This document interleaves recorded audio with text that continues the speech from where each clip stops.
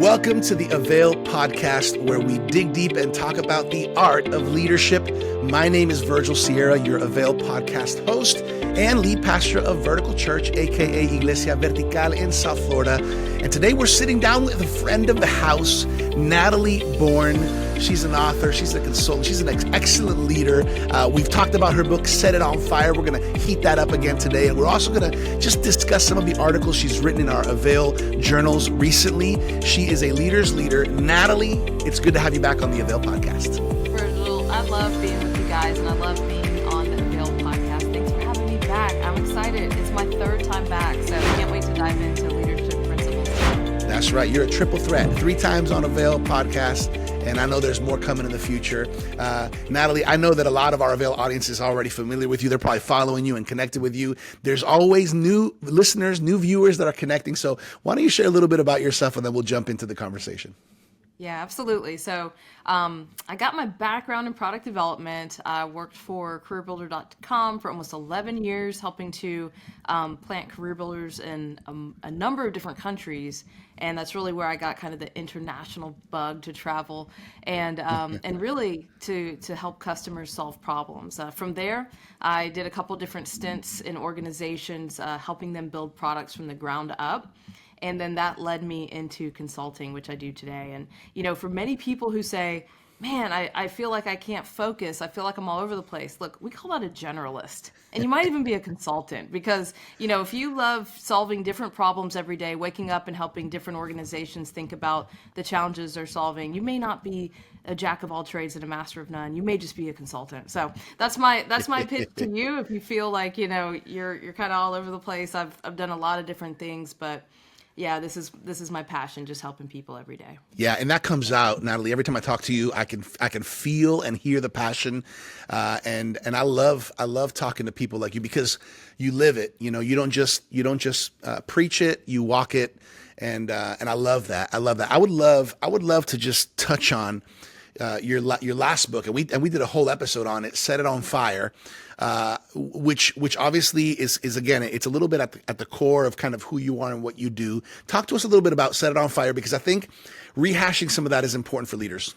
Yeah. So this book it's a training guide, if you will, and I really wanted to take people through how do you start ideas from the ground up. You know, the way I put it is I spent a number of years helping organizations make millions of dollars building ideas and products from the ground up. And I wanted to take all that knowledge, all that insight, and put it in a book for everyday people who may not live in that world and may not know how to get an idea off the ground. It's funny, last week I was sitting with a couple who has an idea, and they have a great idea, and it's really phenomenal. And I'm talking to them, and we're walking through the book, and I said, have you thought about who your ideal customer is, what they want, what they need, what problems they're trying to solve? And we kind of talked through that for a little while, and then he just stopped me and said, I think I understand why most businesses fail now. He's like, this stuff is hard. And it is hard to really nail your true audience, know who you're talking to, and ensure that whatever you're building is resonating with them. But that's really the journey, and that's how people become successful, is really nailing their niche, knowing who they're talking to. And so I guide people through that in this book. And it was a blast to write. So much fun to sit down and kind of put all this into a book format for everyone. Yeah, I remember something that caught my attention when I was reading the book and you were, you know, kind of sharing to me about it, is the whole concept of our limited thinking. And I think as leaders, we need to pay attention to this, but we also need to lead our teams through this because it's so easy. And by the way, I'm a pastor. I lead an organization called the church, and I can fall into, this is how we've done it. You know, this is how other people have done it. And I find myself sometimes we can limit ourselves. Talk to me a little bit about that barrier and how do we break through that? Yeah, you know, I actually start the book, I kind of kick it off talking about this idea of how people often tell themselves, you know, I'm not innovative, I'm not creative. We kind of speak these ideas over ourselves, and they become these limiting belief systems, right? We kind of limit the way that we think and limit even what we can do. And so we have to start there. And that's why I call it set it on fire, right? Because I'm like, break that box and set Yeah. it on fire. Whatever box you've been putting in your life, whatever people have spoken over you, whatever that teacher told you, wherever someone said you can or can't do it, we now start to live that out as a self-fulfilling prophecy. So what do we have to do?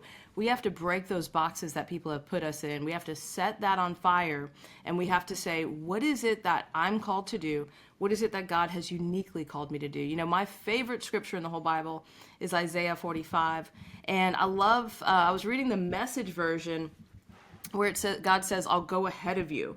I'll clear and pave roads. I'll break down bronze gates. I'll smash the padlocks. I'll kick down barred entrances. And I love that because, again, when we can get ourselves out of that, you know, stinking thinking, and we can start to move into the lane where God's called us to be, we realize that he's already gone ahead of us. I was just talking to a group of women earlier today with Thrive Today, and you know, we were talking about what is our word for the year. And I was telling them that a couple years ago, I got the word advance. And I'll show you this because somebody was really nice enough to actually create this for me. But what stood out to me when they sent it to me is it wasn't like I'm going to go advance and break through all this stuff. The cool definition of this says done, sent, or supplied beforehand. So whatever you're called to do, right, it's in us. God has already done it. He's already put the skills, the abilities, you know, the wisdom inside of us, and it's our job to align with him, get the teaching or training we need, and trust him in that journey. And so that's why I love Isaiah 45. I feel like if you're an entrepreneur, you should wake up every day and read that. It should get you really excited about the plan that God has for your life. Yeah, that's good. That's good. I put myself right now, Natalie, in the position of a leader who has called you, said, Natalie, we need you to come help us set it on fire. I need you to come in and help guide me and my team towards maybe greater levels of success, maybe more effective towards the vision and accomplishing the mission. As a consultant with your expertise and your background, what are some of the things that you're going to begin to walk a leader through, talk through, and kind of prepare as you position yourself to help them? Wow, this is a fun question, you know. And I like to approach it from a couple of different angles. You talked a lot about vision and mission. I would first find out, does anyone even know what the organization's vision and mission is? Because, you know, what you'll find pretty quickly is they either have a really long vision statement that nobody can remember, except for maybe the C-suite, or maybe that vision has kind of like the fire on it has gone out. And so nobody's really passionately, you know, talking about that vision. You know, the vision should be so ingrained in the organization that when people hear it, it's like, oh yeah, 100 times I've heard that. I can rattle it off. I can talk to you about it. And, you know, what I love about a vision goes out 15, 20 years into the future, and it really creates this passion. It's literally shows you where your true north is as an organization. Like, for example, I love TEDx's vision, spread ideas. It's so pithy and simple and easy to remember. Yeah. They spread ideas, right? That's what they do, and they're doing that successfully. What about your organization? Is the vision so long that no one can remember it? Or has the fire on it died? And that's the first thing we're going to find out. Then our mission says this is what we do today. It really creates a circle for people, because here's what happens. And you see this in a lot of organizations, especially smaller organizations. You have a couple of different leaders, and they might all be pulling the organization in different directions. But the mission says this is what we do today. This is our sandbox. It kind of restrains us, right? When we want to go out and do crazy stuff that might be really exciting, but taxes our resources, it actually kind of holds us back and says, no, today this is what our mission is. The cool part about a mission is it actually supports your vision. So as you evolve your mission should change over time as you grow.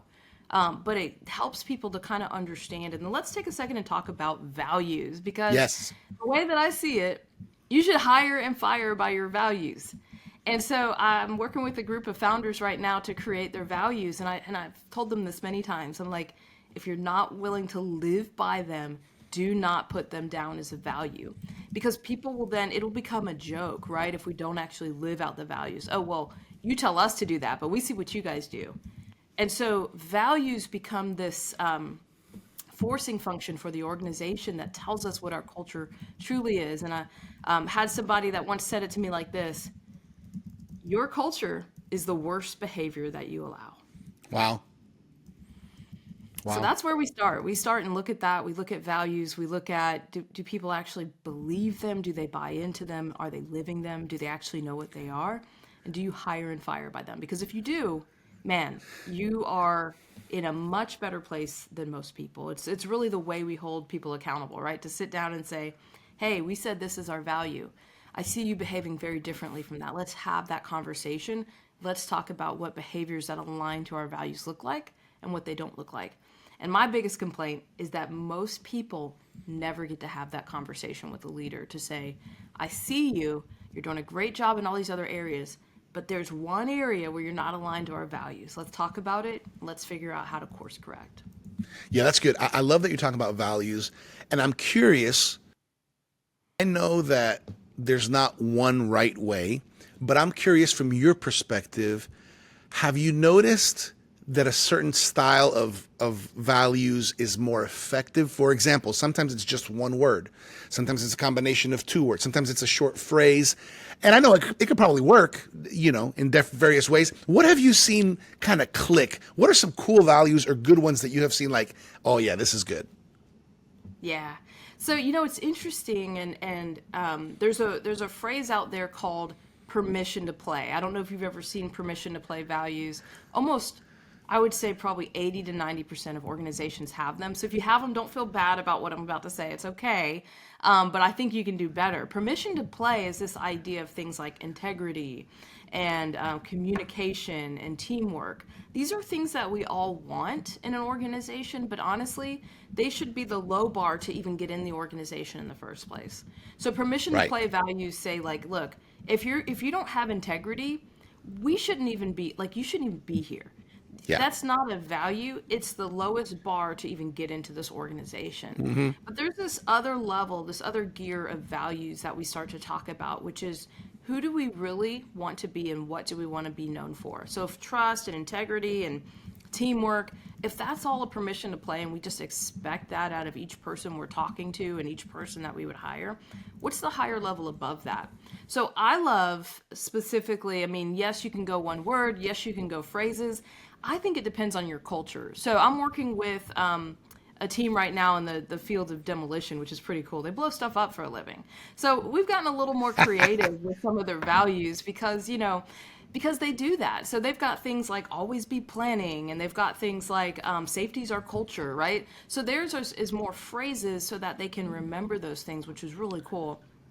But I also love one word if that word is a very powerful word. And so for me, I'm more concerned that people go into those like permission to play values. Yeah. Which to me, it's like you don't even get to be on the team or even in the locker room, right? If you don't have integrity, if you're not all about teamwork, if you're not going to do some of this, just the base case things, you don't even get invited to the party in the first place. So I love kind of pushing people out beyond those permission to play values and forcing them to really think about, what do we want to be known for? Who do we want to be? I like that. You're giving me some good advice. I'm taking notes here while I'm doing this podcast. I'm not a good multitasker, okay, as good as my wife, but I'm doing a little bit of it because we've actually been walking through this and kind of revamping our values. We also have this whole one church, two languages thing here at Vertical Church. So that's also an interesting little play that we can use, kind of go in Spanglish sometimes on some things. And I like that a lot. That's actually a cool idea. come on, Yeah. girl. I'm gonna have to. But you know what? I think this whole values conversation is huge. It's huge because it also makes the vision sticky and memorable and portable. I think that's what you're alluding to with all of this is really the team carrying it. I want to talk about an article that you wrote in one of our AVAIL journals. Yes. Which your articles are awesome because they're just good, and and you wrote an article, "Rise Above: Navigating the Storms of Uncertainty." Can you talk a little bit about the heart behind that article, and let's unpack it a little bit? Yeah, so it's interesting when I was sitting down to write this article, and I love getting to write in AVAIL Journal. It's one of my favorite things I get to do. Whenever it's time, I'm always really excited, and I really do pray about, God, what are you saying in this season? And so as I was doing that, my dad my dad's dad, my brother, they all love eagles. Like, when they call me, it's not their picture, it's like an eagle. And I'm always confused on who's calling me because it's just an eagle I see. And, as I was sitting down to talk about this, I'm like, what is it about eagles? Both of my dad and my brother have both been in the military. And eagles are such a cool kind of type and shadow for courage and determination and just the beauty of an eagle, how oftentimes whenever there's a storm, it doesn't hide, it actually gets high enough to look down at the storm. And I think that that's a call for all of our lives. We all go through storms. We're either going into one or we're coming out of one, but we all go through storms. And in those storms, there's so much I think that God speaks to us about our own leadership, about our own inefficiencies, Yeah. where we need to change, where we need to grow. And so I love the idea of eagles because eagles have this really cool advantage to be able to get up above the storm and see down, see what's going on. And what's interesting is, whenever I'm going through a storm, I ask God for that vantage point. I say, right now, if I was on the battlefield, I'd see like 5 people with, maybe they're aiming their weapon at me. But if I can get up above that storm, one of my favorite scriptures talks about, right, when Elijah says, open their eyes so that they can see that there are more for them than against them. And then instantly you see angels surrounding that battle. And I feel like that's a true kind of lens of life. Oftentimes, if we're in the battlefield and we're just going through the motions, it feels so frustrating and challenging and hard sometimes. But when we get that different vantage point, we're able to see from a different angle, a different view. And that just makes all the difference in the world. Yeah, as you're talking, I'm thinking, there's so many things going through my mind as a leader. In your journey, Natalie, in your journey as a leader and can you share maybe an example or two, and maybe even on your side, Yeah. have you found yourself, or can you tell us about a time you found yourself navigating through a storm and needing to rise up? Yeah. I'll tell you, like, there was a season where I had a pretty major health crisis, and it was terrifying. I remember coming home and, getting the news from the doctor and, sitting down and really feeling sorry for myself. And man, it was terrifying. Meanwhile, you're trying to knock it out of the park at work. You're trying to be a great mom. You're trying to be a great wife. And now you have this news you're sitting with, this crisis that you're sitting with. And in those moments, it's so easy to go into a state of flight, or freeze. That is hard to say. Let's say it again.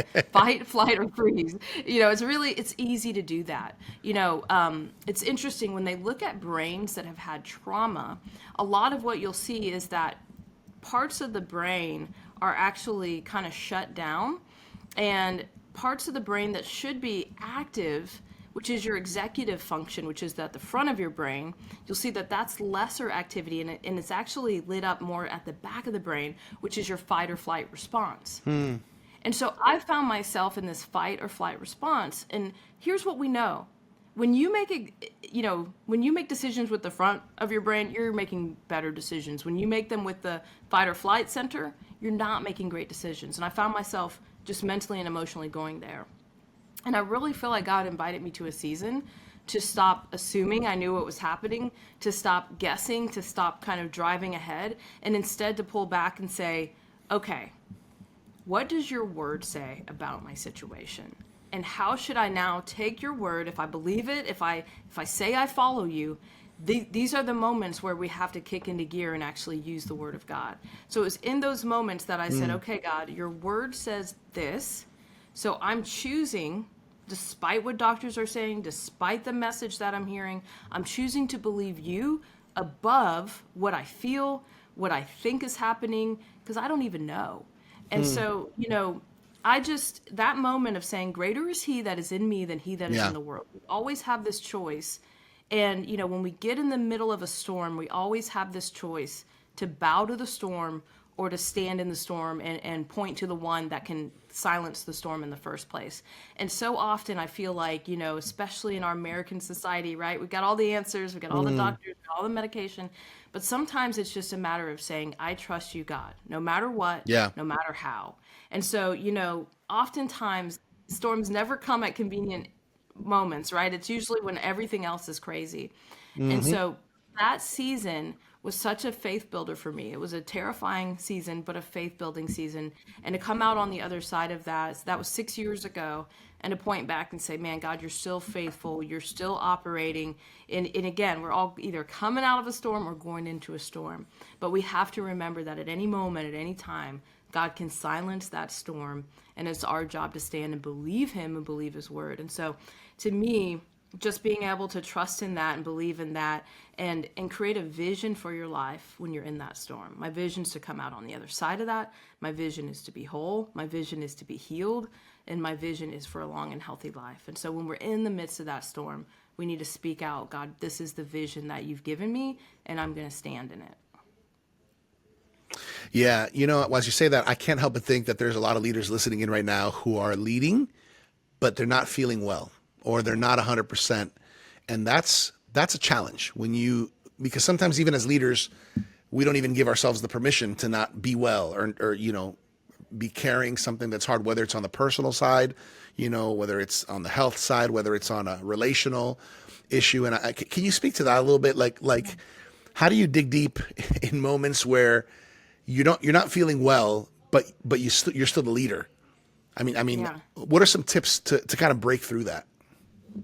Yeah, it's so counterproductive. Like, it's almost like we feel like we can't be vulnerable. Okay, we're the leader. We have to always Right. have it together. We have to have it all figured out. We have to be at the front of the line, always pointing in the direction of where to go. But, I think that there's a power in vulnerability. And I think that people know that we're not superhuman. I think people know we're human.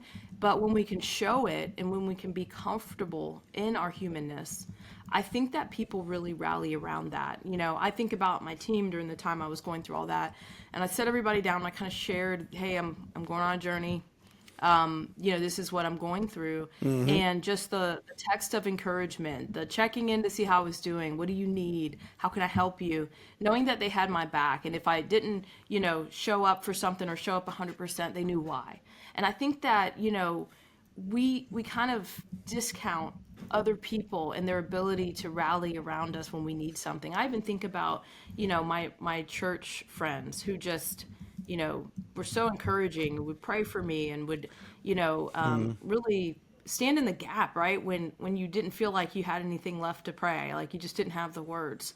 And so I feel like oftentimes we feel like we want to hide things from people because, well, I'm the leader, I got to have it all together.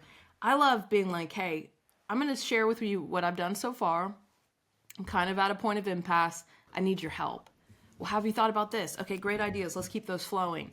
I think that if we were to show up more human, we would get a more human side of other people, which would bring out not only the best in us, but the best in them. Because I think people, when they see that there's something to rally around, when they see you need help, whether it's health-wise or just strategic, help or whatever that is, right? Just, hey, I need you to pitch in and help in this area.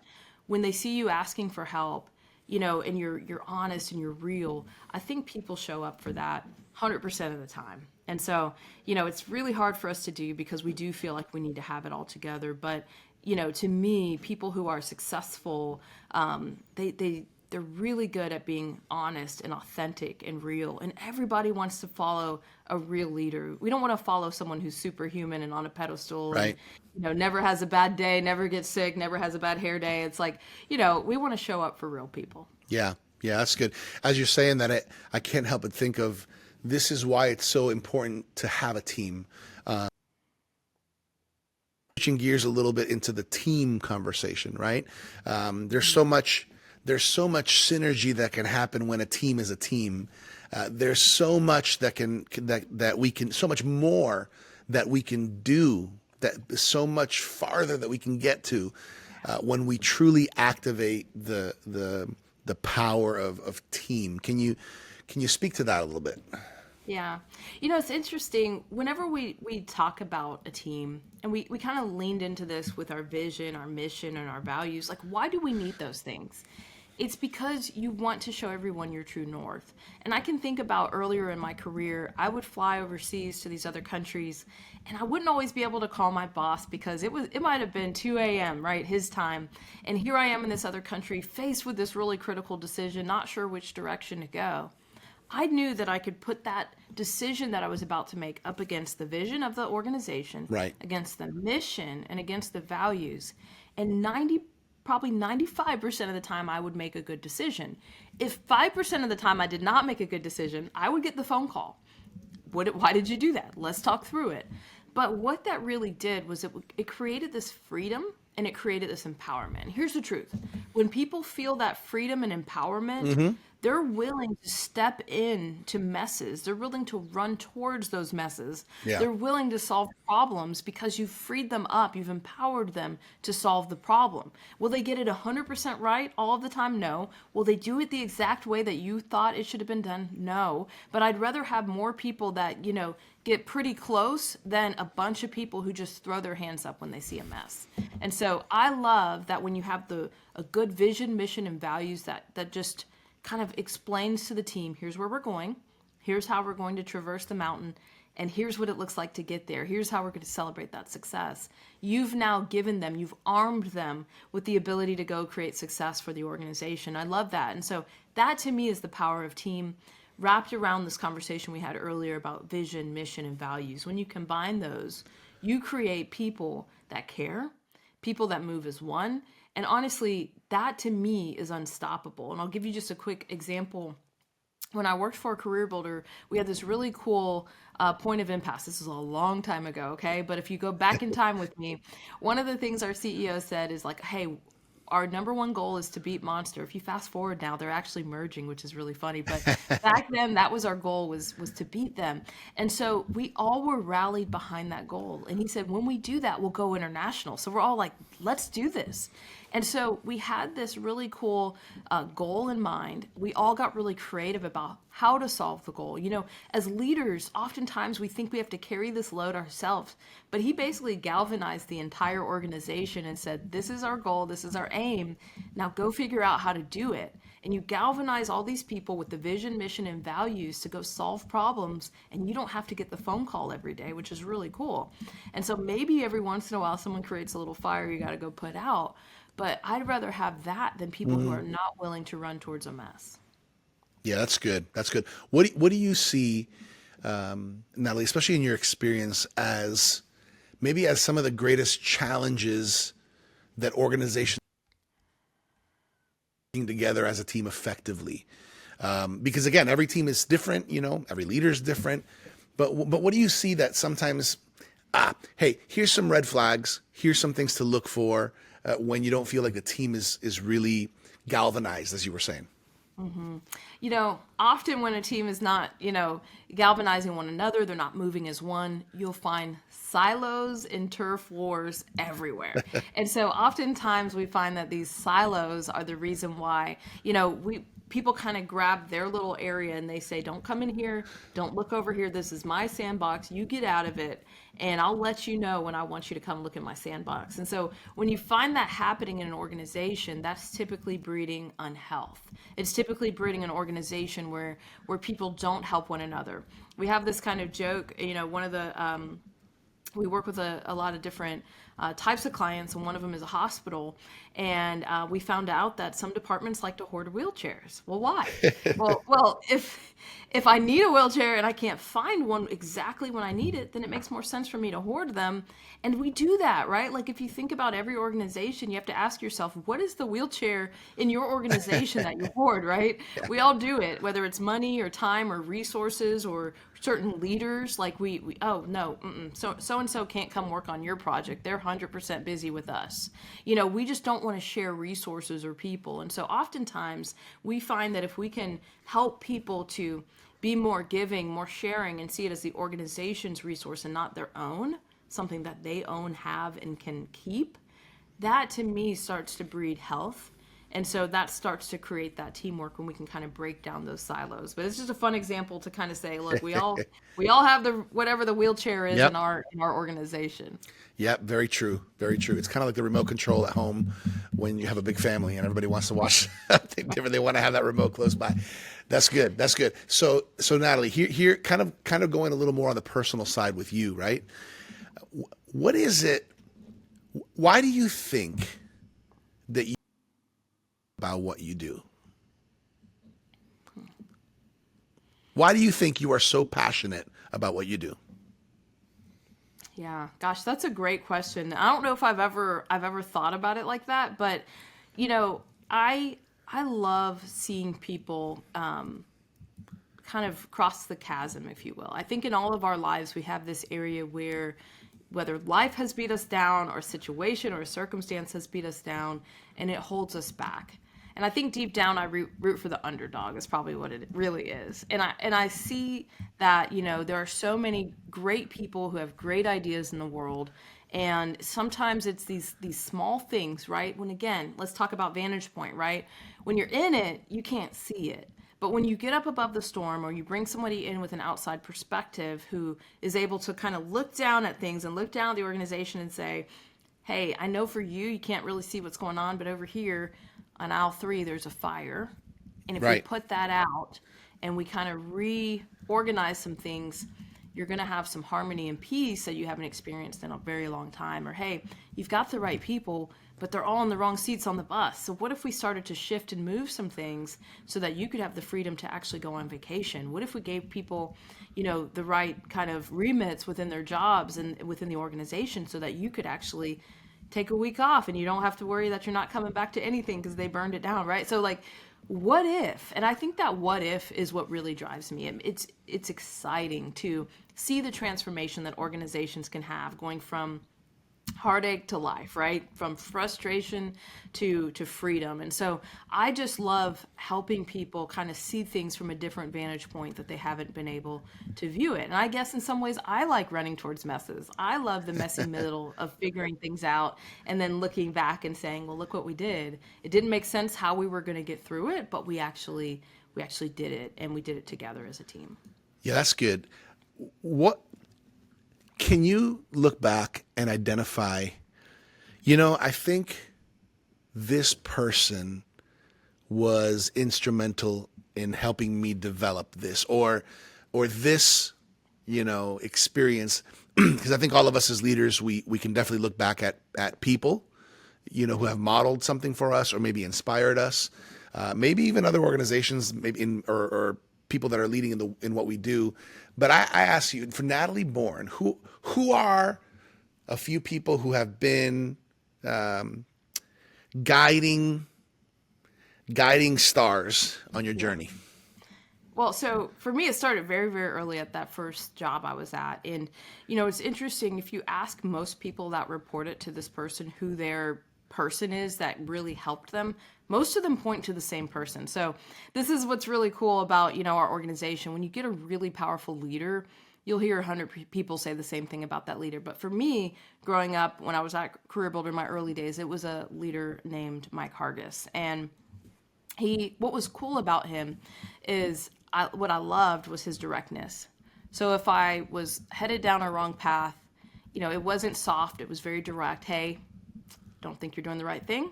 Let me explain why. And then I always left with a book. So he was always investing in us. He was always, kind of helping to guide and lead us and pouring knowledge into our mind. And so that was so powerful because I think my love of learning comes from that season of being led by him and being on his team. And so he was always investing in people. One of the coolest things he had, when you walked into our department, it was a tree.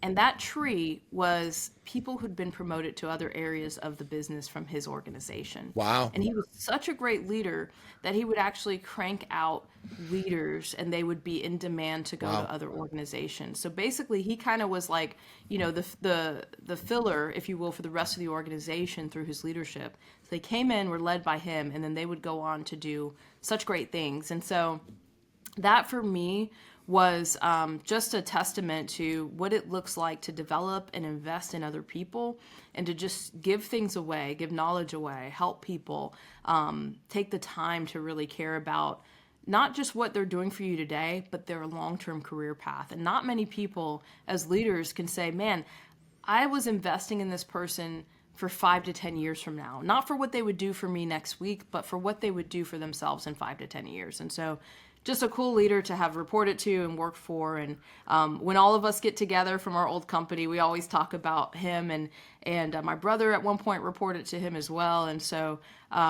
it's just a really, really cool thing to see someone's leadership legacy just live on like that. He's still alive, so but just to see it live on in our memories as far as how great it was. That's cool. I think how awesome for him to hear those words, right? And how awesome for those people in our lives.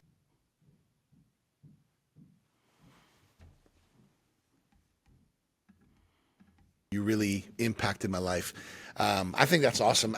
Before we kind of get to how people can connect with you, Natalie, and all that, just, I guess, final thoughts, since it was kind of part of our conversation. What do you want Natalie Born to be known for? What do you want to be remembered for?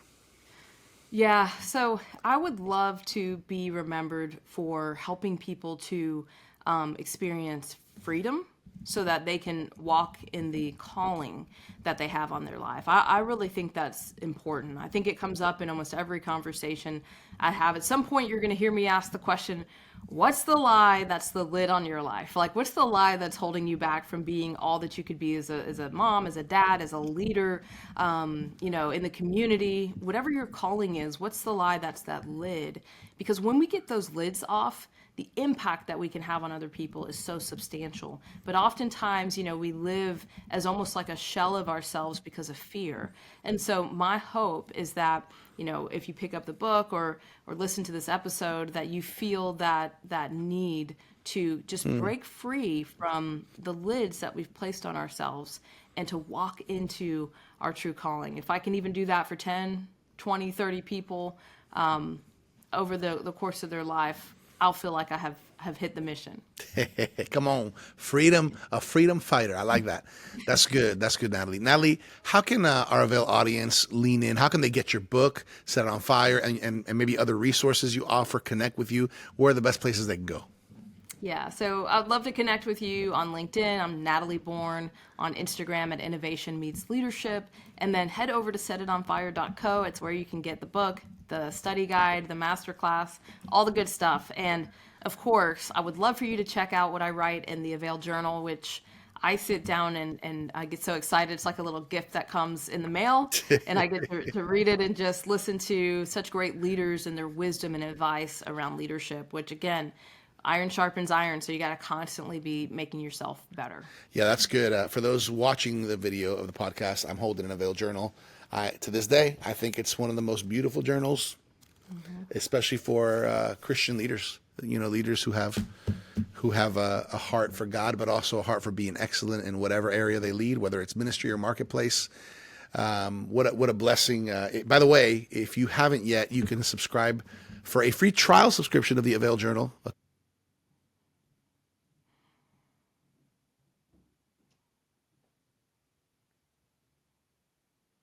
Contributors at the AVAIL Journal, availjournal.com, availjournal.com. Natalie, what's a final thought you want to leave on our hearts as we close off today? Yeah. I say this all the time, but, this is your year. It's your year to break the box and set it on fire. There's so much more in you. And I love the quote that says, we got to die empty, right? It's like we can't die with all of this gifts and talents and good stuff in us. We have to get it out. We have to give it away. So this is your year to break the box and set it on fire. Woo! Come on, everybody. You heard it from Natalie Born herself. I want to remind everybody for her book, setitonfire.co. And also you can check out Natalie on social media and on Instagram, Facebook, Innovation Meets Leadership. Natalie, as always, it's such a blessing to connect with you, to hear from you, to learn from you. Excited to see what the Lord has in store. On behalf of Dr. Sam Chan, Martijn Van Tilburg, our whole AVAIL team, we are proud of you, we honor you, and we bless you and your family. Hey, everybody. Thank you for joining us for another episode of the AVAIL Podcast. For more leadership resources from us, check us out at theartofleadership.com. And remember to make sure to claim your free trial. As always, I'm your AVAIL Podcast host, Virgil Sierra. Muchas gracias. Thank you for leaning in to learn the art of leadership here at the AVAIL Podcast.